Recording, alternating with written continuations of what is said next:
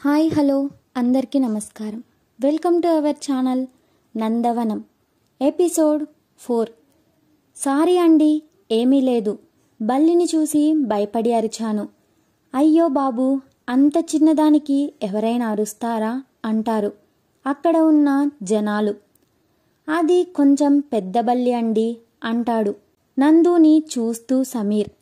పూజకి వాళ్ళ బావ ఫోన్ చేస్తే మాట్లాడుతూ ఉంటుంది. ఏరా బడుగ్గాయ్, గుడిలో కూడా నీ అల్లరి, నీకన్నా మన చింటూ నయం అంటారు. బామ్మ అంటాడు సమీర్. రారా చింటూ అంటూ ఉంటే చింటూ బామ్మ మరి లడ్డూలను నేను పంచాలి కదా అంటాడు. మీ బాబా పంచుతాడురా, పెద్ద పూజారి గారి దగ్గర నీకు బ్లెస్సింగ్ ఇప్పించాలి, అలాగే నీ జాతకాన్ని కూడా చూపించాలి అంటూ వాడిని పిలుచుకొని వెళ్ళిపోతారు సీతారత్నం. ఏంటి లడ్డు, నన్ను అలా తొక్కేశావు, నాకు ఏమన్నా అయితే నీకే కదా ఫ్యూచర్లో ప్రాబ్లం అంటాడు ప్రేమగా నందుని చూస్తూ సమీర్. రేయ్ ఎవర్రా అంటూ వెనక్కి తిరుగుతారు సమీర్.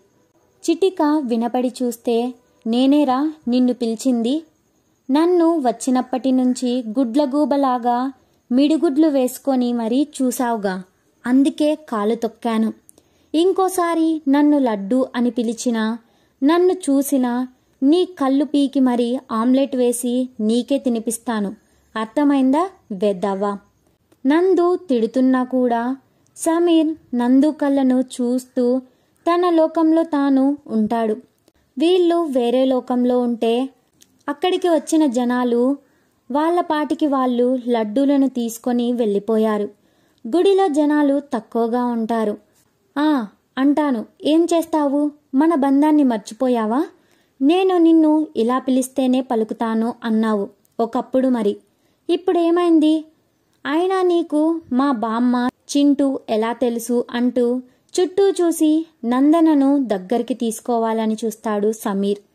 నందన తన కాలర్ పట్టుకొని లాక్కొని, ఇంకోసారి నీ వేషాలు వేస్తే ఇక్కడే ఉన్న ధూనిలో వేసి నిన్ను బాబాకు గిఫ్ట్గా ఇస్తాను, అర్థమైందా అంటుంది.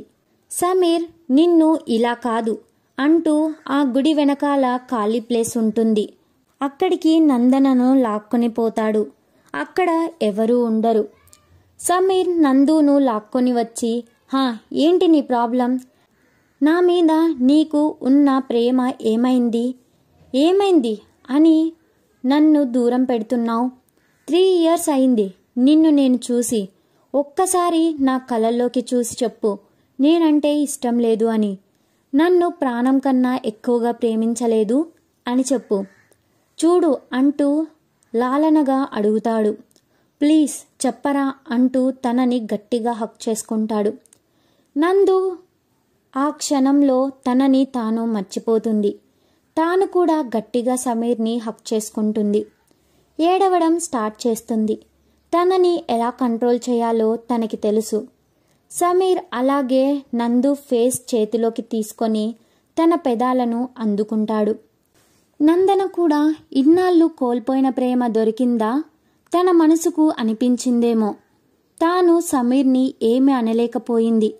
ఇంతలో పూజ నందనను వెతుక్కుంటూ అక్కడికి వచ్చి వాళ్ళను చూసి షాక్తో నోరు తెరుస్తుంది.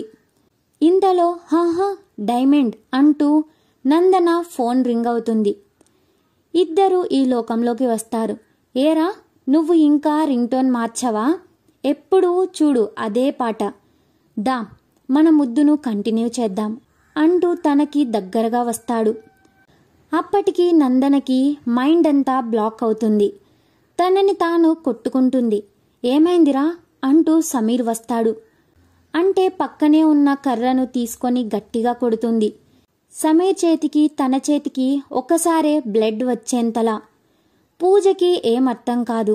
ఇంతకుముందు వరకు రొమాన్స్ చేసుకున్నారు, ఇప్పుడు బ్లడ్ వచ్చేలా కొడుతోంది. ఇది మా నందననా, ఇంకా ఎవరైనా ఇలా వచ్చారా, ప్లీజ్ రా బ్లడ్ వస్తోంది అంటూ దగ్గరికి తీసుకోవాలని చూస్తాడు సమీర్. కళ్ళతోనే ఆవేశంగా చూస్తుంది. అంతే, సమీర్ సైలెంట్ అయిపోతాడు. పూజకు కోపం వచ్చి, తన చేతికి కట్టు కడుతుంది. బర్త్డే రోజు ఏంటిది అంటుంది. ప్లీజ్ నన్ను ఇక్కడి నుండి నన్ను తీసుకొని వెళ్ళు అంటూ ఏడుస్తుంది. పూజ సమీర్ వైపు చూస్తుంది. నందనను బాధగా చూస్తాడు. నాకు తెలియకుండా దీని జీవితంలో ఇతను ఎలా వచ్చాడు? Story is continue. Wait for the next episode. Subscribe to our channel. Thanks for watching.